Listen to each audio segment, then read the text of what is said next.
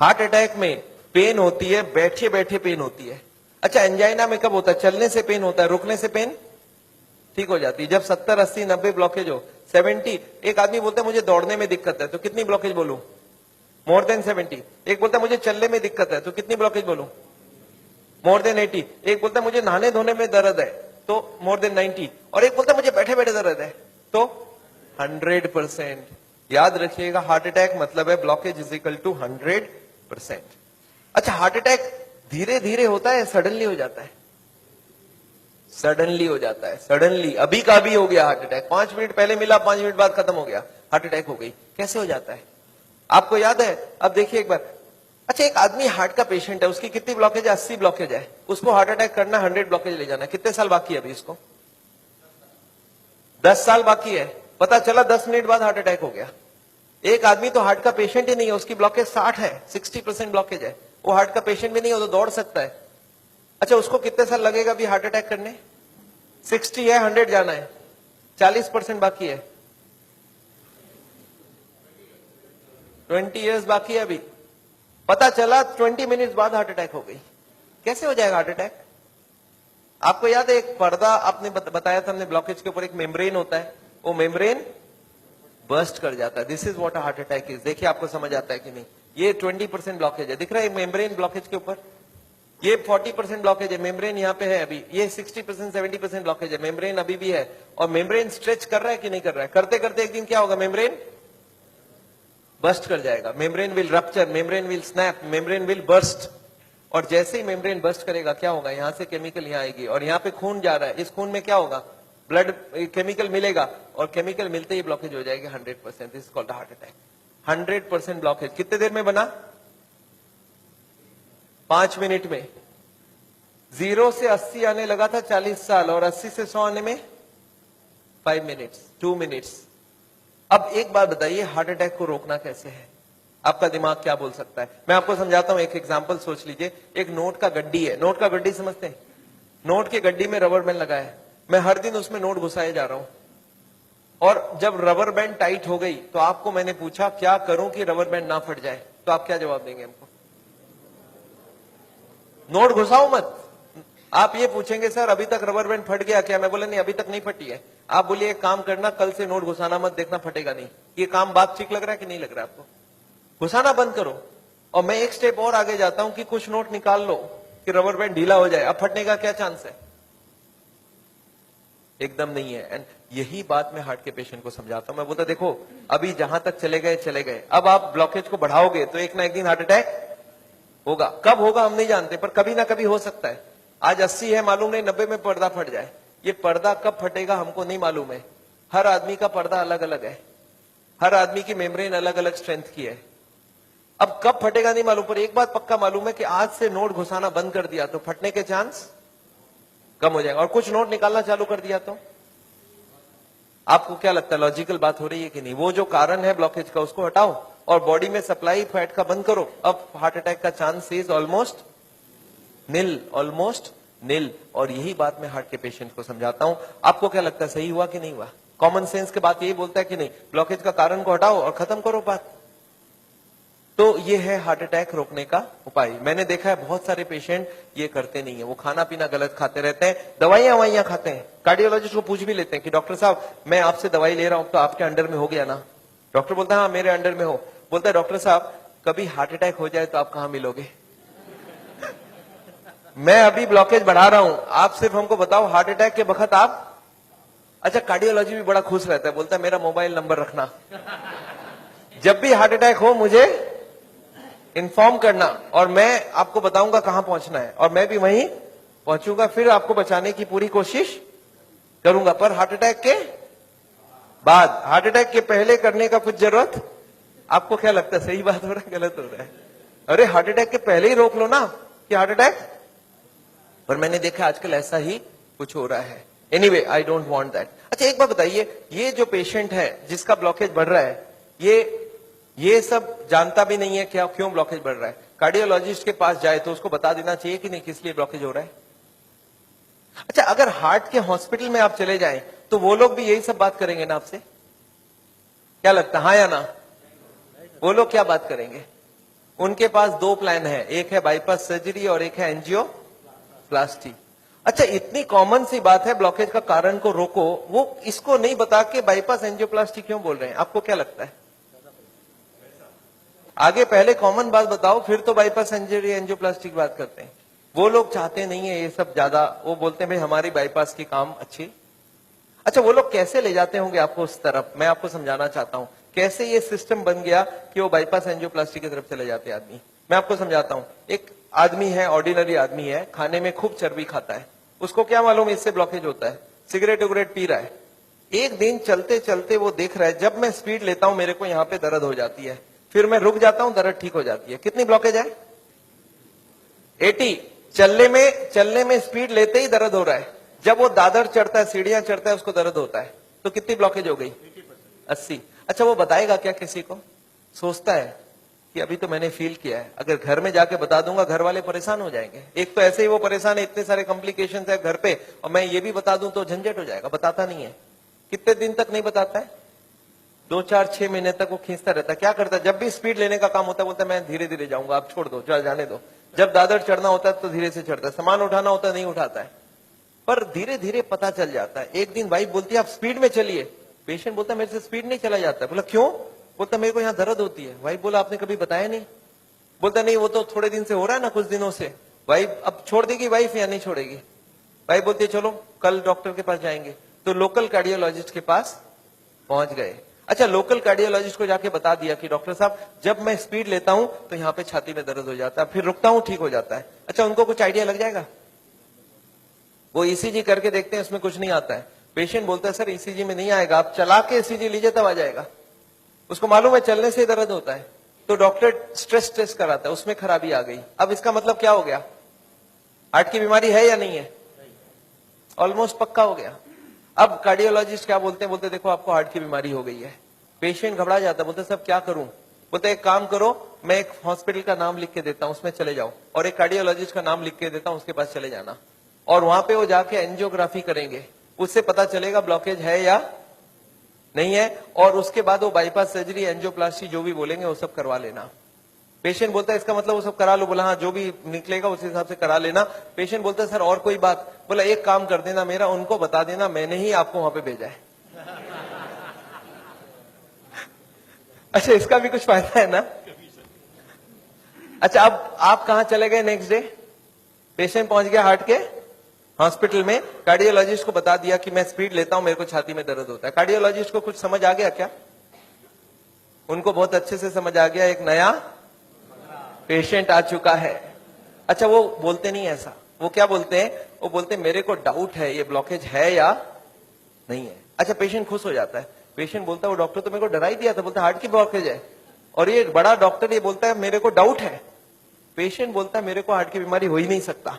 अरे मैं कभी कोई गलत काम किया ही नहीं, सिगरेट तो बहुत लोग पीते, मैं भी पीता हूं, और चर्बी उर्बी तो बहुत लोग खाते, मैं तो थोड़ी बहुत ही खाता हूं। तो पेशेंट क्या सोचता है कि कुछ निकलेगा तो नहीं, डॉक्टर ठीक ही बोल रहा है, कुछ मिलेगा ही नहीं। पेशेंट बोलता है सर कोई उपाय है, पता चल जाए ब्लॉकेज कितना है। कार्डियोलॉजिस्ट बोलते हैं बस एक एंजियोग्राफी कर लेते हैं, आपको देख लेते हैं है या। अच्छा, पेशेंट मान जाएगा नहीं मान जाएगा? पेशेंट बोलता है सर कोई भी टेस्ट हो मैं तैयार हूं, आप बोलो क्या क्या कराना है। बोलते नहीं, आपको एडमिट करके आपके अंदर एक तार घुसाएंगे और उसमें जान भी जाने की चांस है। अच्छा, पेशेंट फिर भी नहीं चाहता है कुछ, तो बोलते बिना तार घुसाए कुछ कर लीजिए ना, पता करना है ना ब्लॉकेज, कर लीजिए आप। कार्डियोलॉजी बोलते हैं एंजियोग्राफी बिना कुछ नहीं पता चलेगा। अच्छा, एंजियोग्राफी हो जाएगा नहीं हो जाएगा? एंजियोग्राफी हो जाता है। पेशेंट बोलता है चलो एक बार करा लेते हैं, फिर घर जाके सोचेंगे ब्लॉकेज मिल तो जाए, देखे तो सही कितना है, फिर जाके घर में। अच्छा, पेशेंट प्लान कर लेता है। क्या प्लान करता है? कि मेरी 30-40 ब्लॉकेज तो हो सकती है, मैंने गलत काम किया है, बड़े दिनों से मेरे को कोई ने बोला था फैट नहीं खाना, मैं खाया हूं, सिगरेट नहीं पीना, मैंने पिया हूं, तो कुछ ब्लॉकेज मिलेगा। और प्लान क्या बनाता है कि घर जाके कल से सारा खाना पीना बदल दूंगा, वॉकिंग चालू कर दूंगा, एक्सरसाइज चालू कर दूंगा। एकदम प्लान करके एंजियोग्राफी में जाता है कि कल खाली रिपोर्ट लेके घर जाना है। अच्छा, रिपोर्ट में कुछ, एंजियोग्राफी होने के बाद रिपोर्ट में कुछ मिलेगा या नहीं मिलेगा? रिपोर्ट में एंजियोग्राफी में कितनी ब्लॉकेज मिलेगी? 70, 80 एंड 90। अच्छा, जब 80 ब्लॉकेज मिल जाए, कार्डियोलॉजिस्ट सडनली बदल जाता है, वो बोलते हैं you are very lucky. Patient बोलता है लकी मतलब कुछ भी नहीं मिला आपको? बोला लकी इसलिए कि आप ठीक टाइम में यहां तक पहुंच गए, थोड़ा सा लेट आते तो कुछ भी हो सकता था। पेशेंट बोलता है इसका मतलब कुछ सीरियस बात है। बोला आप बचे कैसे, मेरे को समझ नहीं आ रहा है। यू आर वेरी लकी, अभी तक बच गए आप। अब आपका बचने का चांस बहुत कम है। पेशेंट बोलता पर हुआ क्या है? बोलता 80% ऑलरेडी फिनिश्ड, बस अब बस थोड़ा सा ही है। You are carrying an atom bomb. अच्छा, पेशेंट बोलता है सर एक काम कीजिए, आप रिपोर्ट मुझे दे दीजिए, मैं घर जाऊंगा। बोलते घर आप पहुंचेंगे कैसे? उसके पहले हार्ट अटैक हो जाएगी। अच्छा, आपको क्या लगता है, डॉक्टर को मालूम है कि हार्ट अटैक कल होगा, आज होगा? उसको तो ये भी नहीं मालूम 70 है, 80 है या 90 है। क्यों ऐसा बोला जा रहा है? To create a fear. और फियर से क्या होगा? फिर ऑपरेशन के लिए इमीडिएटली, बहुत सारे लोगों को इतना बोलने का जरूरत ही नहीं हो, तो इमीडिएट तैयारी हो जाता है। हार्ट का सुनते हैं उसके मन में ऐसे ही डर रहता है, उसको ज्यादा डराने का। पर कभी कभी पेशेंट बोलता है सर एक बात बताइए, ब्लॉकेज तो कल भी था, ब्लॉकेज तो आज भी है, कल तक तो मैं सारा ही काम कर रहा था, ये पेन तो मेरे को बड़े दिनों से है, मैं अब तो पता चला हूं। तो आप एक काम करिए, मेरे को आप डिस्चार्ज कर दीजिए, मैं घर जाके फिर सोचूंगा। बोला नहीं, आप एक काम कीजिएगा, आप करवट भी लेंगे ना तो हमको पूछ लीजिएगा। पेशेंट बोलता है नहीं सर मैं तो घर जाऊंगा। बोला आप रुकिए, आपके घर वालों से मैं पूछता हूं। अच्छा, घर वाले बाहर कौन कौन वेट कर रहे होंगे? सारा खानदान वेट कर रहा होगा। वहां पे जाके क्या बोलना है कि patient is very critical, any moment he can die. आप बोलो मैं बचाने की कोशिश करूं और जाने दूं। अच्छा, आंसर क्या होगा? वाइफ क्या बोलेगी कि जिंदगी भर इन्होंने मेरे लिए किया, आज मेरे को चांस मिला, आज तो मैं ऑपरेशन। वाइफ बोलती है कोई चीज का भी, कोई भी कंजूसी हमें नहीं करना है, इनको तो बचाना। अच्छा, बेटा मानेगा कि नहीं? एक बेटा बड़ा समझदार होता है, बोलता है डॉक्टर को, डॉक्टर साहब एक बार बताइए, मैंने सुना है कोलेस्ट्रॉल की वजह से ब्लॉकेज होता है, इनका कोलेस्ट्रॉल हाई है, तो क्या करूं कि कोलेस्ट्रॉल कम हो जाए? खाने पीने में क्या क्या चेंज लाना चाहिए? अच्छा, कार्डियोलॉजिस्ट मान जाएंगे इनसे बात में, वो बोलेंगे you are wasting my time, he is dying and you are talking all this rubbish. अच्छा, तब तक और जितने परिवार वाले बोले नहीं नहीं ऑपरेशन होना ही चाहिए। मेरे एक पेशेंट थे, बोला डॉक्टर साहब मेरे साथ पूरा ऐसे ही हुआ, मैं तो खाली एक बार टेस्ट कराने गया था और उसके बाद वो ऑपरेशन करके ही भेजे मेरे को वापस। मेरे एक और पेशेंट थे, बोले सर मैं फिर भी नहीं कराया, मैं निकल आया। मैं बोला आप निकले कैसे? बोला मैंने बोला मैं तो नहीं कराऊंगा, मुझे घर जाना है। वो बोले नहीं आप घर भी नहीं पहुंचेंगे। मैं बोला मैं लिख के देता हूं, मैं पहुंच जाऊंगा। फिर मैंने लिख के भी दे दिया, फिर भी वो जाने नहीं दिया। फिर मैंने लास्ट बोला, मैंने बोला देखो मैं करने तैयार हूं, पर प्रॉब्लम है मेरे पास पैसे नहीं है, आप फ्री का कोई ट्रीटमेंट हो तो करवा डालो। तब इन्होंने बोला कोई प्रॉब्लम नहीं है, आप घर चले जाओ। फिर मैं जब घर जाने लगा तब फिर से बुलाया उन्होंने, बोला अब आप एक बार बताओ ये इतने पैसे आप कितने दिन में इकट्ठा कर सकते हो? तब मैंने बोला देखिए मुझे प्रॉपर्टी बेच के आना होगा, 2 महीना लगेगा। फिर मुझे 2 महीना उन्होंने टाइम दे दिया, बोला अब कोई प्रॉब्लम नहीं है, 2 महीने बाद ही ऑपरेशन होगा। आपको समझ आ रहा है ऑपरेशन कब रुक सकता है? दिस इज, मैं ये नहीं बोलूंगा सारे जगह एग्जैक्टली यही हो रहा है, पर इसका ही कुछ छोटा मोटा रूप ये हॉस्पिटल का सिस्टम है। पर एक बात मैं जानता हूं, हॉस्पिटल को ये चॉइस देना चाहिए पेशेंट को। देखो the blockage is so much, these are the reasons. आप देखो क्या चाहते हो, आप अगर अपने आप को बदलोगे तो ऑपरेशन रुक सकती है।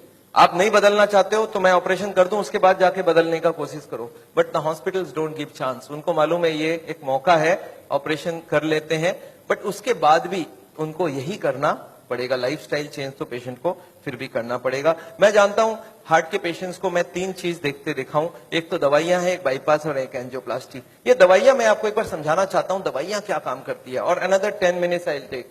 देखिए ये ट्यूब है जिसमें कोई ब्लॉकेज नहीं है, और ये 80-90% ब्लॉक है, दिख रहा है आपको? अब ये पेशेंट को चलने से दर्द होता है, एक दवाई ऐसी है जो दवाई देते ही दर्द कम हो सकती है। कौन सी दवाई है?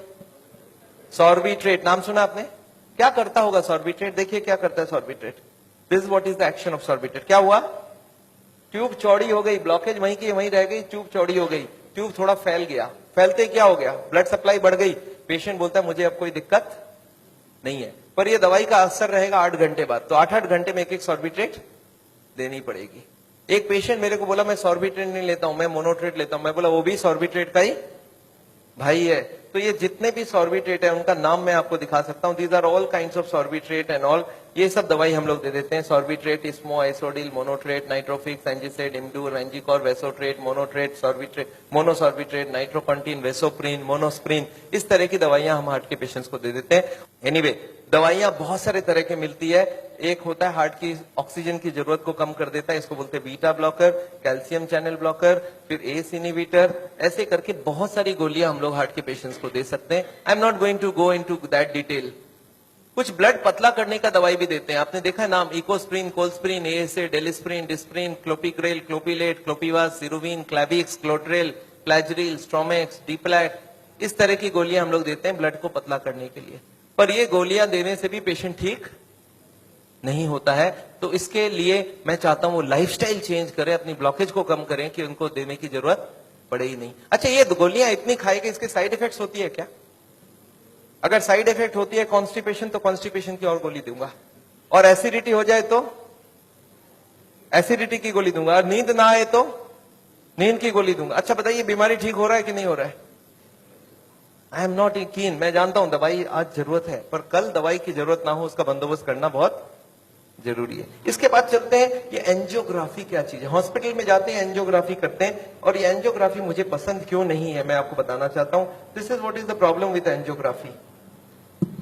एक तार आपकी पूरे बॉडी को स्क्रैच करके हार्ट तक लेके जाना है। ये तार यहां से जो घुसेगी, 1 metre wire is inserted into the body till it reaches the heart. It is a blind procedure. Blind मतलब क्या? आप घुसा दो, ये अंदर जाती जाएगी, और अगर अटक गई तो वापस खींच के फिर से ट्राई करना होगा। मतलब वो अंदर स्क्रैच करेगा ही करेगा, पूरे बॉडी को स्क्रैच करती है। वो लिखवा लेते हैं कि अगर हार्ट अटैक हो गया तो मेरी कोई जिम्मेवारी नहीं है, और ये पूरे बॉडी को ये पंक्चर भी कर सकता है। मैंने ऐसे ऐसे पेशेंट देखे हैं कि एंजियोग्राफी के वक्त ही डेथ हो गई। एंजियोग्राफी में पैर को काटना पड़ा अल्टीमेटली, क्योंकि वो पैर की ट्यूब को डैमेज कर दिया। तो एंजियोग्राफी मैं नहीं चाहता हूं। और उसके बाद क्या होगा? इनएक्यूरेसी अबाउट द रिपोर्ट, और उसके बाद pressure from the cardiac doctors for the next operation. Patient को लगता है मेरे को इमरजेंसी हो गया, बट इमरजेंसी प्रिसिपिटेट कराया जा सकता है। एनीवे, ये एंजियोप्लास्टी जो है, ये दो ऑपरेशन, दो चीज वो लोग करते हैं, एक एंजियोप्लास्टी, एक बाईपास सर्जरी। मैं एंजियोप्लास्टी 2 मिनट आपको समझाना चाहता हूं। What is this angioplasty? एक स्टेंट लगाते हैं, सुना आपने नाम? एक रिंग लगा देते हैं हार्ट में। What is this? Let me explain what is this. पिछले 20 साल में ये जो एंजियोप्लास्टी है, ये बार बार फेल किया और बार बार इसको सक्सेस बताया गया। पहले आई थी बैलूनिंग, बैलून एंजियोप्लास्टी। उसके बाद बहुत सारे तरह के एंजियोप्लास्टी आई, ऑर्डिनरी स्टेंट आई, फिर गोल्ड स्टेंट आई, फिर रोटा ब्लेडर आया, रेडियो एक्टिव स्टेंट आई, लेजर एंजियोप्लास्टी आई, आजकल चल रहा है ड्रग कोटेड स्टेंट। पर ये सारे के सारे फेल हुए हैं। क्यों फेल हुए, एक बार समझाना चाहता हूं। देखिए, ये बैलूनिंग क्या चीज है? याद है आपको, एंजियोग्राफी के वक्त तार अंदर घुसाई थी, वो कहां तक गई थी? हार्ट तक, यहां तक तार आई थी। इस तार के ऊपर ये बैलून होता है। इस तार को थोड़ा सा धक्का मारते हैं, कभी कभी कार्डियोलॉजिस्ट तार को अंदर रख के बाहर आ जाते हैं, आके बोलते हैं देखो तार अंदर है, बोलो तभी खोल दूं। आप बोलते चलो खोल दो, कितने लगेंगे? 2 लाख लगेंगे, 2 लाख दे दिया। अब ये तार को ये लोग धक्का देते हैं थोड़ा और, तो तार की जो बैलून है ये बीचों बीच आ जाती है ब्लॉकेज में। अब इस बैलून में पानी डालना होता है। ये बैलून ऐसा होता है, इसमें पानी डालते ही बैलून फूल जाती है। अच्छा, पानी कैसे डालेंगे? आपने होली में बैलून फुलाया एक सिरिंज से? सिरिंज में पानी ले लो, सिरिंज को दबा दो तो बैलून के अंदर पानी घुस जाए। तो बाहर से सिरिंज से पानी डालेंगे तो बैलून क्या होगा? फूल जाएगी। फूलते ही ब्लॉकेज कहां गई? साइड में दब जाएगा, ऊपर कंप्रेस्ड हो जाएगी, नीचे कंप्रेस्ड हो जाएगी। अच्छा, ये बैलून को जब पानी निकाल लेंगे तो क्या होगा? बैलून को वहां पे 2-4 सेकंड से ज्यादा नहीं रख सकते, क्योंकि हार्ट अटैक हो जाएगी, 100 हो जाएगी ब्लॉकेज। तो बैलून में पानी डाला और सिरिंज से वापस पानी खींच लिया। जैसे ही पानी खींचा, बैलून वापस चिपक गई, तार को पकड़ के बाहर निकाल लिया। Angioplasty is over. आपको समझ आ रहा है क्या करना पड़ा? ये तार यहां थी, इसी को थोड़ा आगे किया, बैलून डाल, पानी निकाल लिया और ब्लॉकेज वापस। अच्छा, ब्लॉकेज वापस आ जाएगी नहीं आ जाएगी इसके बाद? क्या लगता है आपको? This is elastic. इलास्टिक समझते हैं आप? ये लोहा या पत्थर नहीं, इलास्टिक है। और जैसे ही बैलून निकाल लिया, ब्लॉकेज वापस आने लग गई। थोड़े साल बाद यही कार्डियोलॉजिस्ट मान गए बैलूनिंग काम की नहीं है। पहले क्लेम किया था बैलूनिंग एक बार कराओगे जिंदगी भर चलेगी, फिर मान गए काम की नहीं है। फिर क्या हो गया? फिर वो बोले इसमें स्टेंट लगाना होगा। What is this stent? Look at this, this is the blockage. दिख रहा है आपको येलो कलर की? और इसके अंदर एक बैलून डाल दिया। आपको दिख रहा है ब्लैक कलर का बैलून? बैलून में पानी डाला तो ब्लॉकेज कहां चलेगी? साइड में आ गई। जब बैलून निकाल लेंगे तो ब्लॉकेज वापस आएगी। तो यहाँ पे एक स्प्रिंग लगा देते हैं। ये स्प्रिंग क्या काम करेगा? ब्लॉकेज को आने से रोक देगा। आपको समझ आ रहा है स्प्रिंग का मतलब क्या है? अगर स्प्रिंग डाला गया, इसका मतलब क्या है? कि ब्लॉकेज वापस आ रही थी। इसका मतलब पहले वाला जो क्लेम था वो गलत था कि बैलूनिंग करा लो, ठीक रहा। इसके बाद ये जो स्टेंट लगी, स्टेंट का एक मेजर प्रॉब्लम है कि इसके अंदर से ब्लड जाएगी। और फॉरेन बॉडी के अंदर ब्लॉकेज बहुत जल्दी होती है। ये देखा गया है स्टेंट में 6 महीना 1 साल में सारे ब्लॉक आ जाती वापस। और ये जब वापस आने लगी तब इन्होंने थोड़े दिन तक तो बोला नहीं आती है, नहीं आती है। थोड़े दिन बाद इन्होंने बोला कि नहीं, ये स्टेंट तो खराब होगी क्योंकि ये ऑर्डिनरी स्टेंट है, इसमें एक मेडिकेटेड स्टेंट देना होगा। वो दवाई में डाल के स्प्रिंग को निकाल लेंगे, अब बहुत बढ़िया हो जाएगा। तो ड्रग की कोटिंग चल जाए। आपने देखा है चांदी के गहने में सोने की कोटिंग चढ़ाते हैं, तो वो स्प्रिंग के ऊपर कोटिंग चढ़ा देते हैं और वो कोटिंग चढ़ा के लगा दिया, पर इसके बाद भी ये फॉरेन बॉडी ही रही, इसमें वही का वही रिजल्ट आया है। अभी लेटेस्ट है कि 66% people with in 1 year will come back with a reblockage. इसके बाद है बाईपास सर्जरी। एक बहुत बड़ी सर्जरी होती है। देखिए बाईपास सर्जरी मैं इसलिए नहीं चाहता हूं, एक बहुत बड़ा सर्जरी है। एक पूरे चेस्ट को काटो और इसको काट के, इसको चाकू से नहीं कटेगा, इसमें आड़ी से कटेगी। आड़ी समझते हैं आप? आपने मार्बल फिटिंग के वक्त एक देखा, गोल चक्का लेके घूमते हैं, ऐसा एक लगा के ये पूरा खुलेगी। इसको अंदर से ऐसे जैक करके ऐसे खोलेगा, अंदर में हार्ट को रोक के उसमें ऑपरेशन होगी। और हार्ट को रोकेंगे तो एक मशीन से पूरे बॉडी को ब्लड जाएगा, इसको बोलते हैं हार्ट लंग मशीन। उसमें कुछ ब्लड डाल के उससे चलाना होगा। And during this time the operation has to take place, but this operation is very complicated. Luck अच्छा हो तब ठीक है, नहीं तो कुछ ना कुछ कॉम्प्लिकेशन रहती है, बहुत सारे लोगों की जान भी जाती है। पर ऑपरेशन के बाद क्या होगा, ये देखिए ऑपरेशन के बाद क्या होगा। ये ट्यूब जो ब्लॉकेज है वो यहीं रह गई, उसके जगह नई ट्यूब लग गई। तो ये ब्लॉकेज के जगह नई ट्यूब लग गई तो क्या हो गया, बाईपास हो गया। पर ये नई ट्यूब में फिर कभी ब्लॉकेज आएगा कि नहीं, आपको क्या लगता है? ये नई ट्यूब में फिर से ब्लॉकेज आती है। अच्छा, अब तो 40 साल बाद ही आएगी ना, पिछले बार कितने साल लगी थी आपको याद है? देखिए एक वाई का जवाब सोच के देखिए, ओरिजिनल ट्यूब में कितने साल में ब्लॉकेज हुई थी? 20 से 40 साल। तो कितनी स्पीड रही? 2 से 4%, 6% पर ईयर। और एंजियोप्लास्टी के बाद अगर 2 साल में वापस रीब्लॉकेज होती है तो कितने साल हो गई? 40% पर ईयर। और बाईपास के बाद अगर 5 साल में रीब्लॉकेज आती है तो 20% पर ईयर। जो ट्यूब ओरिजिनली 2% की ब्लॉकेज कर रही थी वो अब ऑपरेशन के बाद उसकी स्पीड क्यों बढ़ गया? क्योंकि अब वो ओरिजिनल नहीं रहा। हमारी बॉडी को जब तक ओरिजिनल रखो तब तक अच्छी बात है। हमारे प्राइम मिनिस्टर ने भी 2 बाईपास कराई है, एंजियोप्लास्टी 5 स्टेंट लगाई है। पर मैं जानता हूं उसके बाद भी तो फिर से कराना पड़ा। एक बार कर लिया, दूसरी बार कराया, कब तक करा सकता आदमी? और मैं जानता हूं बॉडी में एक बार कॉम्प्लिकेशन कराना, उनके लिए तो चलो बहुत बड़ा टीम लगेगा। हर आदमी के लिए इतनी बड़ी टीम नहीं भी लग सकती है और इतना बड़ा ऑपरेशन नहीं भी कर सकते ठीक से।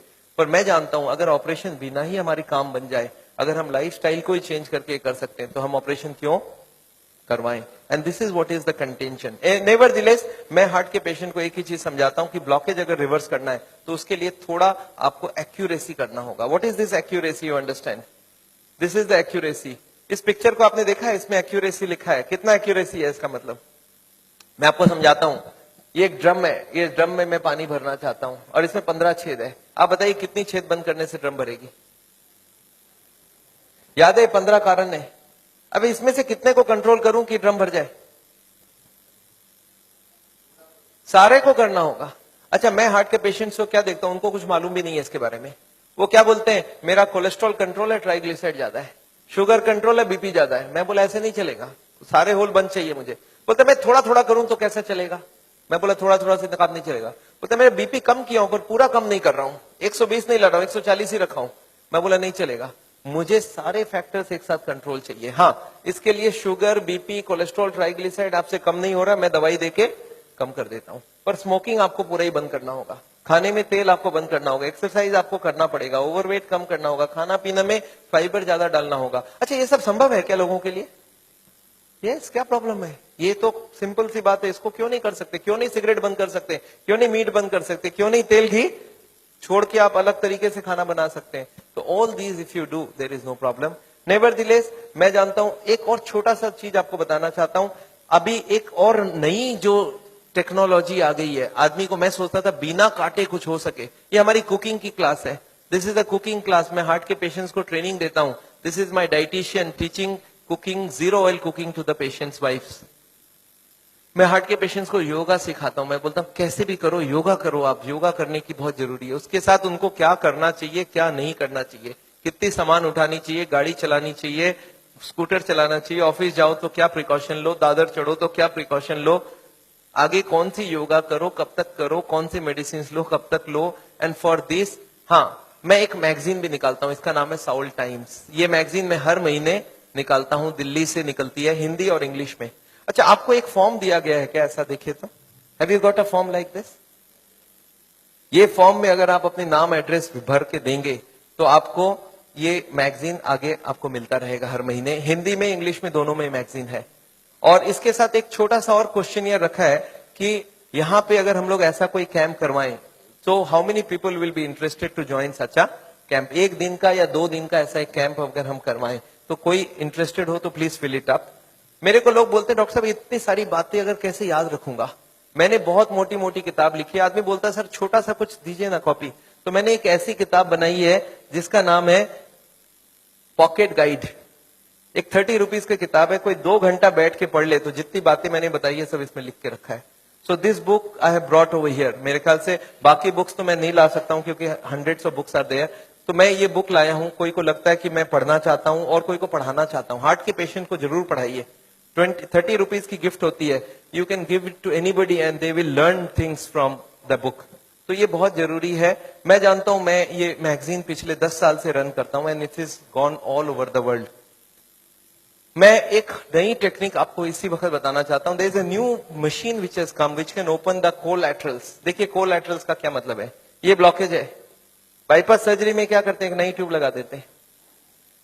इसमें क्या करते हैं, जो हार्ट की ये ब्रांच है और ये ब्रांच है, इनको जोड़ देते हैं आपस में, and there are so many small tubes, जो इसको जुड़ जाए तो ब्लड यहां से आने लगे। ये जो छोटे छोटे ट्यूब है, ये मैंने बोला था स्पोर्ट्समैन चालू करके रखते हैं, और स्पोर्ट्समैन चालू कर दिया तो क्या हो गया, उसके पास 2 सप्लाई हो गई, एक तो ये ओरिजिनल है और एक साइड वाली भी है। इसको बोलते हैं कोलैटरल। बैंक में आपने लोन लेते हुए देखा है कभी, कोलैटरल्स बोलते हैं।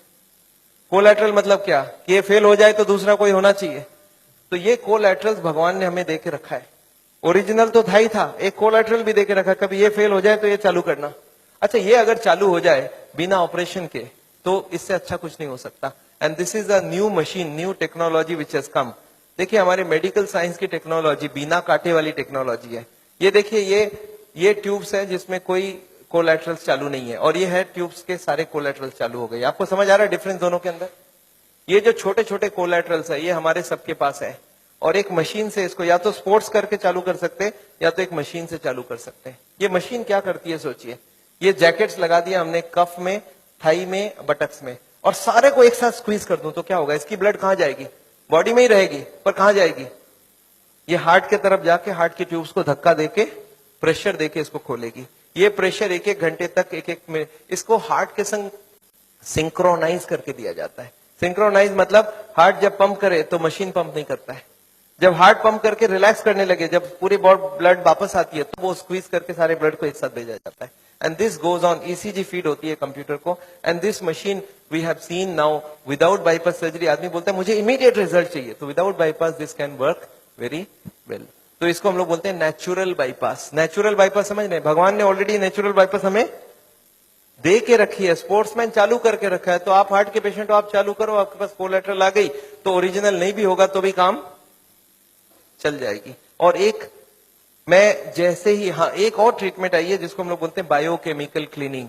ये अभी बहुत अच्छी रिजल्ट आ सकती है, कुछ केमिकल अंदर डाल के ब्लड में उसको अंदर से गला लिया जाए। जैसे किचन में आपने सुना नाली जाम हो जाए तो क्या करते हैं हम लोग, कुछ केमिकल डालते हैं अंदर से, तो ये केमिकल की भी ट्रीटमेंट आजकल चल रही है। बट अभी भी इसका रिजल्ट हर आदमी में सेम नहीं आता है, but result are still there. बहुत सारे ऐसे पेशेंट है जो 30-40% तक ब्लॉकेज इससे कम हो सकती है। नेवरदिलेस मैं समझता हूं मैंने बहुत सारा लेक्चर आपको दे दिया है। कोई ने मेरे को बोला था एक बार कि डॉक्टर साहब कभी भी किसी को आधे घंटे से ज्यादा लेक्चर मत दिया कीजिए। मैंने बोला क्यों, बोला आपने स्कूल, उसके बाद दिमाग काम नहीं करता है। मैंने बोला क्यों ऐसा बोल रहे हैं, बोलता आपने स्कूल कॉलेज में देखा है कभी भी पीरियड्स 40 मिनट से ज्यादा नहीं रखते हैं, उसमें 5 मिनट आने जाने का वेस्टेज गिन लो, आधे घंटे ही चलेगा दिमाग। मैं बोला पर मैंने देखा आप टीवी देखते हो तो 2-3 घंटा देखते हो एक साथ। बोलते नहीं वो इंटरेस्टिंग हो तो देखते हैं। तो मैं जानता हूं आप हमारे साथ बैठे हैं 2 घंटे के लिए और आपको जरूर इंटरेस्टिंग लगा होगा। मैं फिर से धन्यवाद देना चाहता हूं ये हॉल को अरेंज जिन लोग ने किया उनको, श्री माफत लाल जी को जिन्होंने आपके लिए ये लेक्चर कराया है। और अगर आपको लेक्चर अच्छा लगा तो उनके लिए फिर से एक बार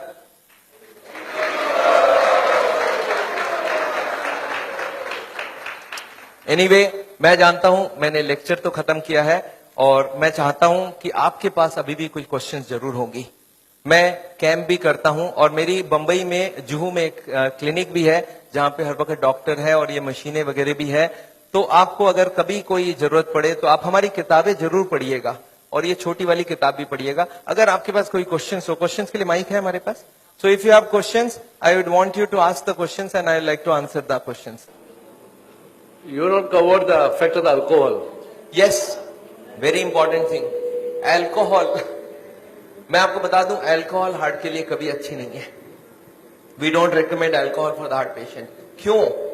एल्कोहल में ग्लिसरॉल होती है और ग्लिसरॉल से ट्राईग्लिसराइड का रिश्ता होता है। ट्राईग्लिसराइड ग्लिसरॉल होता है उसमें भी। तो एल्कोहल में एल्डिहाइड ग्रुप है और ग्लिसरॉल में एल्डिहाइड ग्रुप है और ये दोनों एक दूसरे से एक्सचेंज हो जाती है। जब भी कोई अल्कोहल ले तो उसका ट्राईग्लिसराइड 40-50 तक बढ़ जाती है। तो अल्कोहल कभी हार्ट के लिए अच्छा है ही नहीं।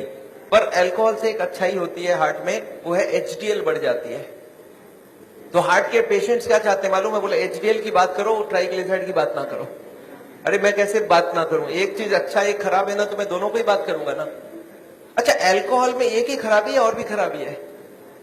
मैं आपको गिनाता हूं अल्कोहल की खराबी। एक तो अल्कोहल से स्टोमक खराब हो जाता है, गैस्ट्राइटिस हो जाता है, लीवर खराब होता है, इसको बोलते हैं सिरोसिस ऑफ द लीवर। सुना आपने नाम? अच्छा, अल्कोहल से नर्वस सिस्टम खराब होती है। आपने सुना है अल्कोहल पी के एक्सीडेंट करके लोगों को मार डाला लोगों ने? सुना है ऐसा? तो अल्कोहल से पैसे भी खराब होते हैं, आपको मालूम है क्या? अच्छा, अल्कोहल से एडिक्शन होता है, ये बात मालूम है आपको? एडिक्शन मतलब क्या है? जिसको अल्कोहल पीने की आदत पड़ जाए वो मारपीट करके भी अल्कोहल पिएगा, हर दिन पिएगा। एक आदमी मेरे को बोला सर सबको ही नहीं होता है ऐसा। मैं बोला जो जो हो चुका है उसको जाके पूछो कि आप जब शुरू किए थे तब हर दिन पीते थे क्या? बोलते नहीं, मैं तो पहले एक ही बार पीता था, कभी जिंदगी में एक बार पिया पहले बार, फिर महीने में एक बार पिया, फिर हफ्ते में एक बार पिया, फिर हफ्ते में 3 बार पिया, फिर धीरे धीरे अब हर दिन पीने की आदत हो गया है। तो कौन गारंटी दे सकता है आप उसी एडिक्शन में नहीं जाओ? अल्कोहल में परिवार को बड़ा टेंशन रहता है, वाइफ सबसे ज्यादा दुखी होती है। जब हस्बैंड शराब पीता है तो वाइफ सबसे ज्यादा दुखी होती है। अच्छा, बच्चे तो अच्छा चीज सीखते हैं आपसे, बच्चे भी बहुत दुखी होते हैं कि पापा को सिगरेट पीने देते। दो ही होता है, बच्चा दो ही काम करता है, या तो पापा की तरह पीना चालू करता है या तो पापा को जिंदगी भर नफरत करता है, क्योंकि उसको अल्कोहल या तो पसंद हो जाएगा तो वो पीना चालू कर देगा, वो भी बिगड़ेगा। अच्छा, मेरे को कभी कभी लोग बोलते हैं सर पर मैंने देखा कार्डियोलॉजिस्ट बोलते हैं थोड़ा बहुत पिया करो। मैंने बोला अच्छा एक काम करना, उस कार्डियोलॉजिस्ट को जाके पूछना कि सर ये अच्छी चीज है क्या? बोला हाँ अच्छी चीज है तब ना हमको बता रहा है। मैं बोला उसको पूछना कि अपने बेटे को और अपनी बीवी को पिलाना चालू किया क्या हर दिन? बोलता नहीं, मेरा बेटा पिएगा तो निकाल दूंगा घर से। अच्छा, अपने बेटे को घर से निकाल दोगे पीने से और हमको आप बोल रहे हो पियो? आपको क्या लगता है लॉजिक बहुत अच्छी है कि खराब है? कोई भी कार्डियोलॉजिस्ट को यहाँ हाथ लगा के बोलिए कि हाँ ये अल्कोहल बहुत अच्छी चीज है, मैं अपने बच्चों को पिलाऊंगा, अपनी वाइफ को पिलाऊंगा, तब तो मैं मान जाऊं। कोई कार्डियोलॉजिस्ट तैयार नहीं है। पर पेशेंट्स के लिए घूस देना समझते हैं? घूस देना, ब्राइब करना समझते हैं? ब्राइब होने से बहुत काम हो जाता है। तो पेशेंट को ब्राइब देकर रखते हैं कि पेशेंट बोलेगा डॉक्टर मेरा बहुत बढ़िया है, सारा चीज अलाउ कर देता है। But very bad, alcohol is never good for the heart. या एनी मोर क्वेश्चंस? गार्लिक, मैंने एक क्वेश्चन यहाँ पे लिख के रखा है, कैन आई टेक, कुछ फ्रीक्वेंटली आस्क्ड क्वेश्चंस लिखा है, can I take garlic? Garlic heart के लिए अच्छा है, गार्लिक हार्ट के लिए अच्छा, पर नेसेसरी नहीं है जो नहीं खाता उसको ही खाना होगा। ऐसे हजारों फूड है जो हार्ट के लिए अच्छा है, तो you can take any of this food. पर एक आदमी मेरे को बोला सर सिर्फ गार्लिक खाऊंगा मेरा ब्लॉकेज ठीक होगा कि नहीं? मैं बोला नहीं, जितने खराब वाले आइटम है सब बंद करने होंगे, जितने अच्छी वाली सब चालू करनी होगी। तो ऐसा नहीं कि गार्लिक इज अ पैनासिया, पर garlic is definitely good, cholesterol को कम करता है। या yes ma'am. CT angiography Bombay में बहुत सारे जगह, मेरे ख्याल से कम 20 मशीनें लग गई है। हम जहां करवाते वो चित्रा करके है दादर में, दे चार्ज 6000 रुपीज। तो ये सीटी एंजियोग्राफी का लिए आपको अगर एड्रेस चाहिए, हमारी क्लिनिक का एड्रेस आपके पास है already, you call them up, they will give you the details. Okay So what is good cholesterol, and what if you have in the range of good cholesterol is higher than the normal range? So how does it affect the heart, and what is? See, good cholesterol is good cholesterol को good क्यों बोला जाता है? It goes to the blockage, picks up the cholesterol and takes it out. So good cholesterol if you can increase it is wonderful. We want more than 40. तो good cholesterol बढ़ाने का कोशिश करिए, और इसके लिए बाजार में नहीं मिलता है। आप हमको ये नहीं बोल सकते सर 2 किलो मेरे लिए मंगवा दीजिए। गुड कोलेस्ट्रॉल आपकी बॉडी बनाएगी अगर आप खाना पीना ठीक रखेंगे So तो। is good cholesterol anyways related to fat also? I mean, It is coming from fat plus protein. Hare Krishna, Prabhuji. This is Dr. Anuj here. I have done lot of your patients. I have done echoes of those patients at Chitra Scan. Okay. And let me tell you, I'm a cardiologist and I really loved your lecture. It's Thank you, an sir. amazing talk that you gave. And I pray that we do something together with all the malpractice. I'm very much aware of what is going on.